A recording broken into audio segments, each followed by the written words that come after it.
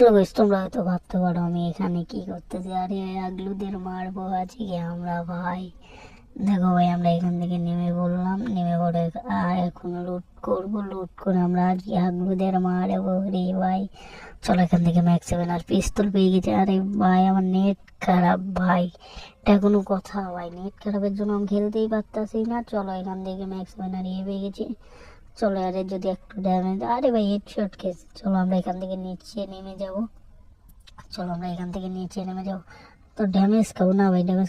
আরে ভাই নেট সমস্যা ছিল। চলো এখান থেকে একটা মেডি করি, মেডি করে নিচে যে আরে মারি। আরে ভাই ড্যামেজ ও রে ভাই আগলো তো এখানে মেডিকেট করছিল আর আমার নেট খারাপ ছিল। আরে MP5 জিরো।